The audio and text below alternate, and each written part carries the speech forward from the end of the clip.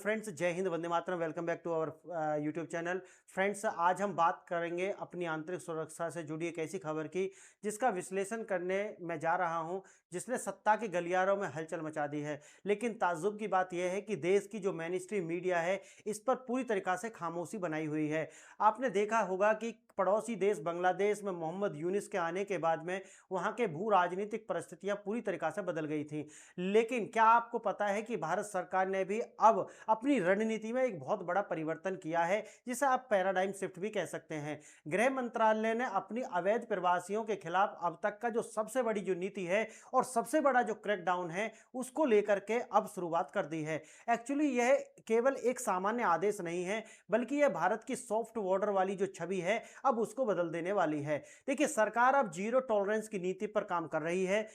इस खबर की गंभीरता का अंदाजा आप इस बात से लगाइए कि इस पूरी नीति और डिपोर्टेशन मैनुअल की जानकारी केवल एक द हिंदू नाम का जो न्यूज़पेपर है, उसकी जो एक्सक्लूसिव रिपोर्ट है, वहां पर थोड़ी सी आपको नजर आएगी। लेकिन जो मेन स्ट्रीम मीडिया है, ना तो वहां पर किसी तरीका की बहस हुई है और ना ही जो अखबार हैं उनमें बड़े बड़े कॉलम्स लिखे गए हैं, ना ही उनमें इसकी प्राथमिकता दी गई है। आज मैं आपको बताने वाला हूं कि कैसे गृह मंत्रालय ने अवैध प्रवासियों को वापस भेजने के लिए डिपोर्टेशन की जो प्रक्रिया है, उसके अंदर एक अलग तरीका के बदलाव किए हैं, जो कि बेहद बेहद सख्त हैं। और जो टाइमलाइन है वो भी आप देखेंगे, मैं आपको इसमें, वो बड़ी गजब है। अब ये सवाल आता है कि आखिर अचानक इसकी जरूरत पड़ी क्यों है? क्या वाकई भारत की जो सुरक्षा है उस पर कोई बहुत बड़ा खतरा मंडरा रहा है? चलिए इस पूरी नीति को गहराई से समझेंगे और मैं आज आपको बताने वाला हूं कि ये जो न्यू इंडिया है, ये अपनी जो सुरक्षा की दीवार है उन्हें किस प्रकार से मजबूत कर रहा है। अब बात आती है डिपोर्टेशन की। याद होगा आपको, मैंने एक पहले भी एक वीडियो बनाई थी और मैंने वहां पर बताया था कि भारत सरकार अब किस प्रकार से कार्य कर रही है। और ये जो कार्य है, ये आने वाले समय में आप देखेंगे कि भारत के अंदर से ये जितना भी अवैध घुसपैठ है, अब जब सेंसस कंप्लीट हो जाएगी, आप ये देखेंगे कि भारत के अंदर ये जो घुसपैठियां हैं, इनके लिए यहां पर बसना और यहां पर रहना एक तरीका से नामुमकिन हो जाएगा। सरकार इसी पर कार्य कर रही है। अच्छा, दूसरा ये है कि इनके लिए डिटेंशन सेंटर बनाए जाएंगे, क्योंकि वही आप जानते हैं कि जो ह्यूमन राइट, तथा कथित ह्यूमन राइट्स या फिर बायस ह्यूमन राइट्स कमीशन टाइप के जो होते हैं, वो आ जाएंगे और कहेंगे कि देखिए, इनको जेल में रखना मानवीय अधिकारों का उल्लंघन है। इसी को देखते हुए भारत सरकार के द्वारा इनके लिए डिटेंशन कैंप बनाए जा रहे हैं। अब देखिए, जिला स्तर पर ये जो टास्क फोर्स है उनका गठन किया गया है। इनका सारा कार्य है, जो आप अमित शाह जी भी कहते हैं, कि सबसे पहले उनको रिकॉग्नाइज करना है, पहले जिसको हम कहते हैं डिटेक्ट करना है, फिर उनको डिटेंशन करना है और फिर उसके बाद में डिपोर्ट करना है, जिसको हम कहते हैं 3D। तो 3D पर कार्य जारी है। अब इसके अंदर 90 दिनों का जो सख्त समय सीमा रखी गई है।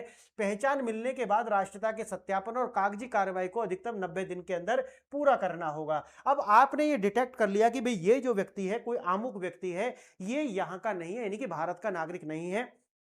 अब उसको क्या करना है? दूसरे कदम में आपको उसको डिटेन करना है। डिटेन करने के लिए मैंने जैसे बताया, डिटेंशन सेंटर बनाए जाएंगे। और फिर बात आती है डिजिटल बैक लिस्टिंग की। अब अगर देखिए, मैं आगे आपको ये बताऊंगा, ये लास्ट वाला चरण है। ये जो डिजिटल बैक लिस्टिंग है, मैंने शायद नवंबर 2025 में इस पर एक वीडियो बनाई थी और मैंने उस समय पर बताया था कि भारत सरकार इसको लेकर के बहुत अच्छे से कार्य कर रही है।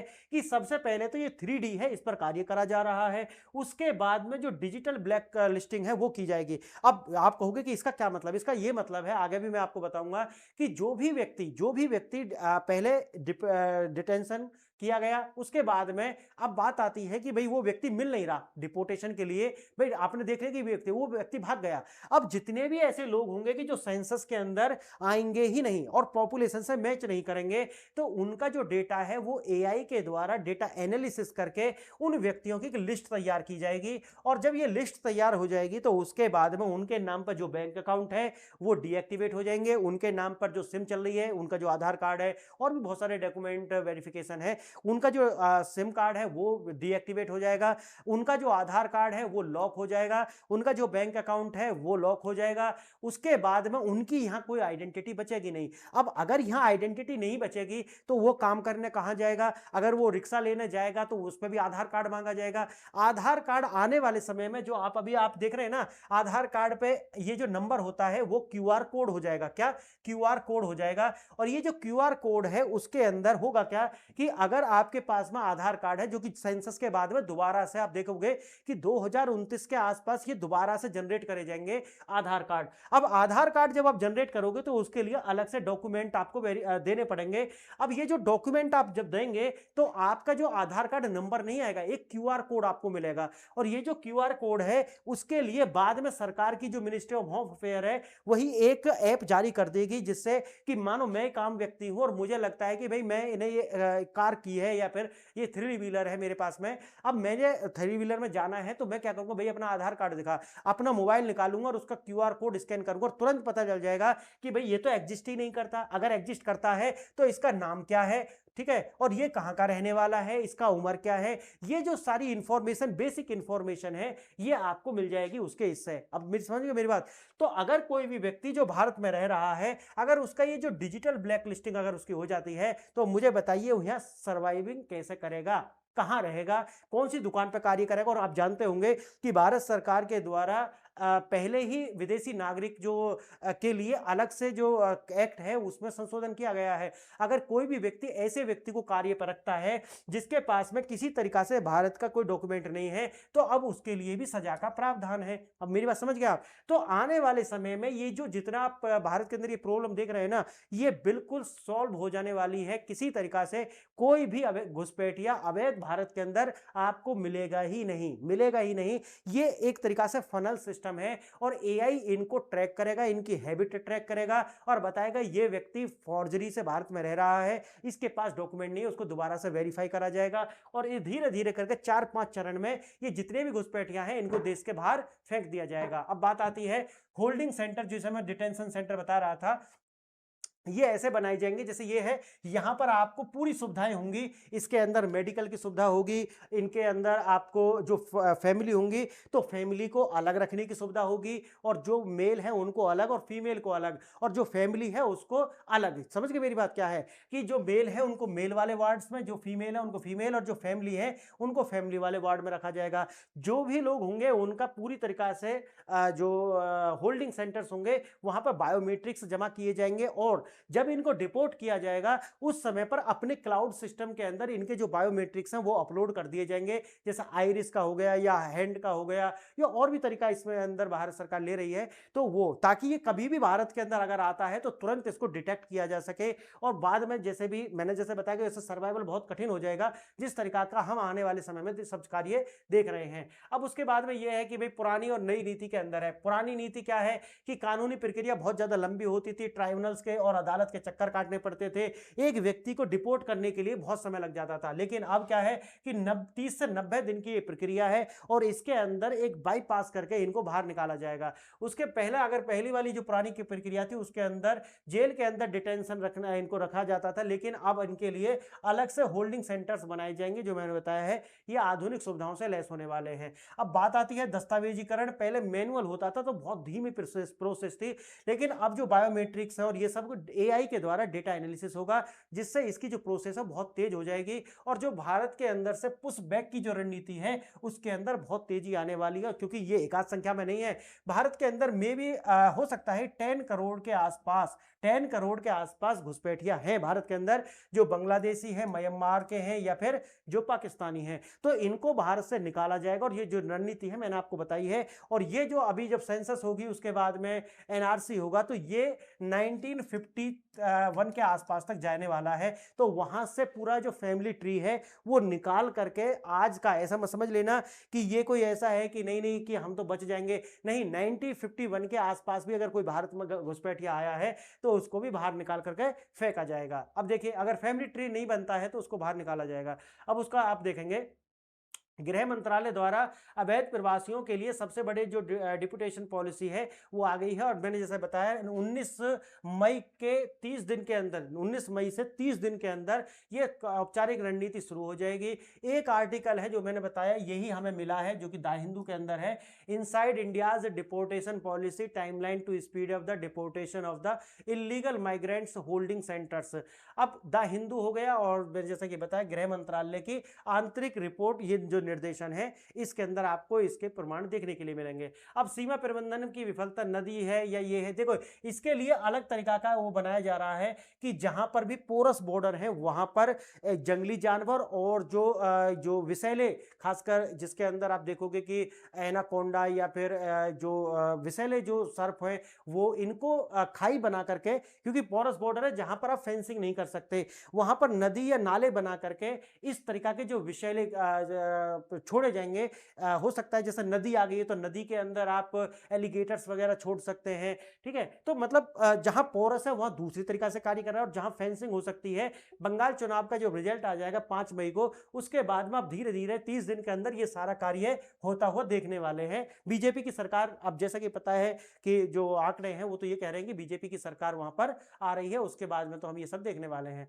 तो अब जैसा कि देखो दोस्तों, काफी समय से भारत की जो सीमाएं हैं और आंतरिक सुरक्षा को लेकर के ये बहस चलती रही है, क्या भारत कोई धर्मशाला है। और आपने भी देखा होगा सुप्रीम कोर्ट के अंदर भी ये गया था और वहां पर भी यही था कि क्या भारत कोई धर्मशाला है, क्या कोई भी बिना किसी भी वैध दस्तावेज के अवैध तरीके से भारत के अंदर रह सकता है और आकर के यहां पर अपना घर बना सकता है, फैमिली बढ़ा सकता है।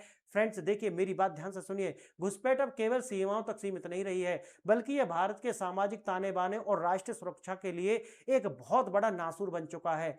इस नई और सख्त नीति की जड़ें पिछले साल के घटनाक्रम में छुपी हुई हैं।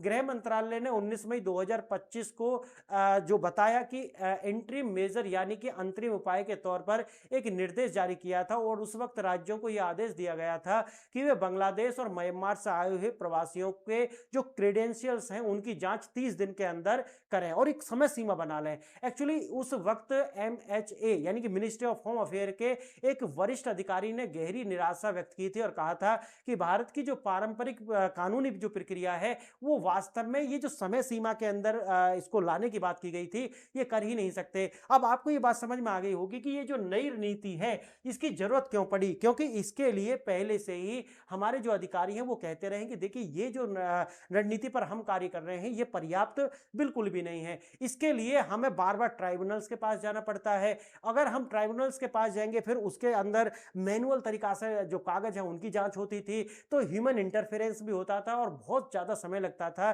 फिर ह्यूमन राइट्स और ये वगैरह, डिटेंशन कहां करेंगे, इनको डिटेक्ट कैसे करेंगे, बहुत बड़ी समस्या थी। लेकिन इसी का जो समाधान करते हुए ये जो नई पॉलिसी है ये लेकर के आई गई है। अब आपके मन में ये सवाल जरूर आ रहा होगा कि आखिर भारत के लिए इन अवैध प्रवासियों को रोकना और वापस भेजना इतना मुश्किल क्यों है। वेल, इसके पीछे के जो सबसे बड़ी वजह है वो हमारे देश के भौगोलिक बनावट है। भारत बांग्लादेश और भारत म्यांमार की जो सीमाएं हैं वो दुनिया की सबसे जटिल सीमाओं में से एक हैं। ये सीमाएं केवल जमीन पर नहीं है बल्कि पहाड़, घने जंगल और सबसे बड़ी बात है नदी वगैरह भी इनके बीच से होकर के जाती हैं।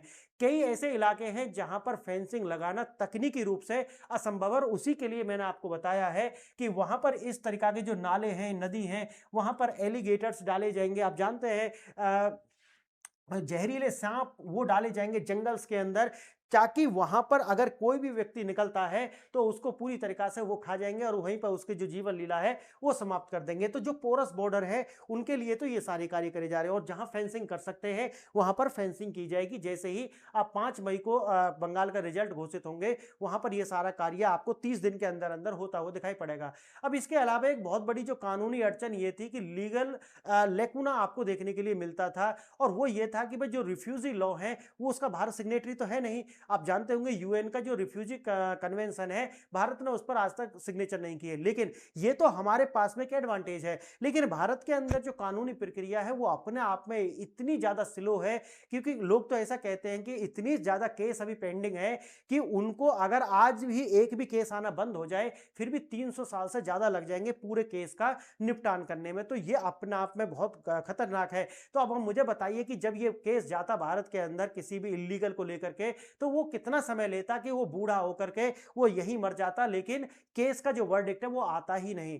तो फ्रेंड्स, सरकार ने इस बार जो पूरी रणनीति है वो अलग तरीका की रणनीति अपनाई है और एकदम साफ है, डिटेक्ट करना है यानी कि आइडेंटिफाई करना है और डिपोर्ट करना है। इसके लिए हमें एक नई तरीका की पॉलिसी पर काम करना था जो कि सरकार ये कार्य कर रही है। सरकार के द्वारा जो डिस्ट्रिक्ट लेवल पर मैंने आपको बताया कि टास्क फोर्सेस बनाई गई हैं, देखिए फ्रेंड्स, जमीन पर कानूनी व्यवस्था बनाए रखने के लिए जो प्राथमिक जिम्मेवारी है वो राज्य सरकारों की, ये आप अच्छे से समझते होंगे। इसीलिए जो मिनिस्टर ऑफ होम अफेयर है उसने सीधा हस्तक्षेप करने के बजाय राज्यों को कहा है कि आप क्या करना है, आपको डिटेक्ट करना है, और डिटेक्ट करने के बाद में डिटेंशन कैंप हर हर जो जिला होगा वहां पर उस जिले के अंदर एक स्पेशल टास्क फोर्स के द्वारा ही ये जो डिटेंशन कैंप है वहां पर ले जाकर के इन लोगों को बायोमेट्रिक लेकर के इनको वहां पर रखना होगा, और उसके बाद में लास्ट चरण है कि इनको डिपोर्ट कर देना होगा। अब जैसा कि मैंने बताया कि बायोमेट्रिक्स इनके हमारे पास आ जाएंगे, और बायोमेट्रिक्स के बाद में फिर इनको बाद में अगर ये दोबारा से वैसे आएंगे नहीं, क्योंकि जो मैंने बताया कि पोरस बॉर्डर के अंदर ये सब करा जाएगा, अगर आते हैं तो इनको दोबारा से आराम से डिटेक्ट करके बाहर फेंका जाएगा। अब ये पूरा का पूरा जो चल रहा है ये पैन इंडिया विस्तार इसका हो चुका है, जो लीगल माइग्रेंट्स हैं, इसीलिए ये जो समस्या है किसी बॉर्डर स्टेट की नहीं, पूरे भारत की बन चुकी है।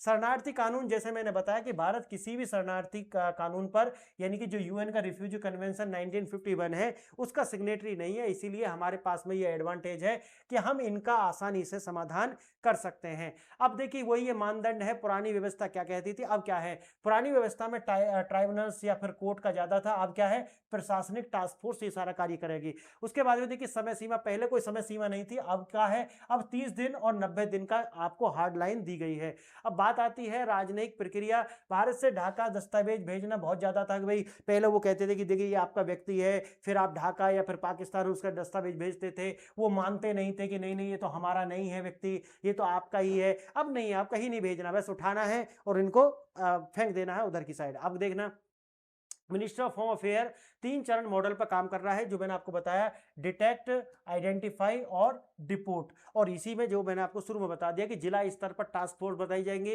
राष्ट्रीय स्तर पर सत्यापन तेजी से होगा क्योंकि एआई के द्वारा होगा, और पहचान स्थापित होते ही बिना देरी के उसको उस देश की बाउंड्री पार करा दी जाएगी।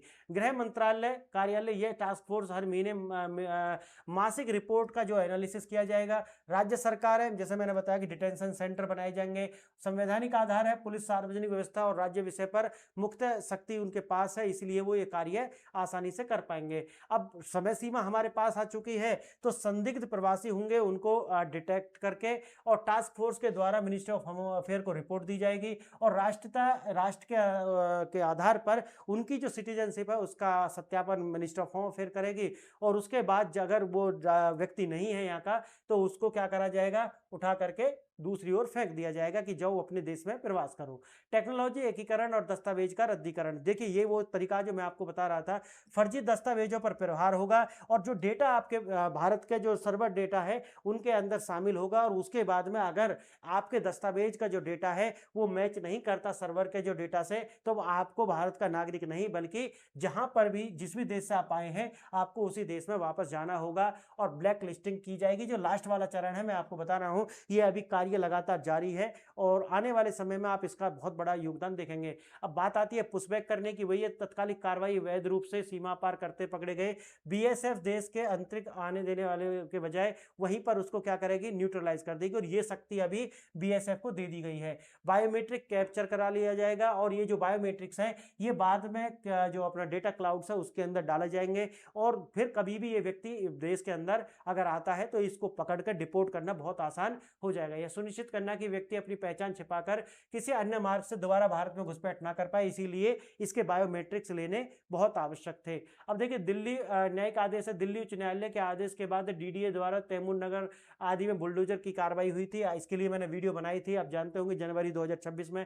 अवैध रूप से प्राप्त संपत्तियों को तुरंत राज्य के नियंत्रण में वापस लिया जाएगा। पहले यह भी बड़ी दिक्कत होती थी कि कोई अवैध प्रवासी है, अब वो अवैध हो गया लेकिन संपत्ति का क्या करेंगे, तो अब संपत्ति सीधी सी बात है कि अब सरकार के खाते में जाएगी। अवैध कब्जा हटाना अब बिल्कुल हो गया है कि सूरत हो, अहमदाबाद हो, दिल्ली हो, अवैध प्रवासियों पर बिल्कुल बुलडोजर कार्रवाई होती है, और उस जमीन को मुक्त करा करके राज्य के कोष के अंदर उसको जमा कर दिया जाता है। अब भू राजनीतिक अस्थिरता, पड़ोसी विशेषकर बांग्लादेश और नेपाल में राजनीतिक संकट, घुसपैठ का खतरा लगातार है।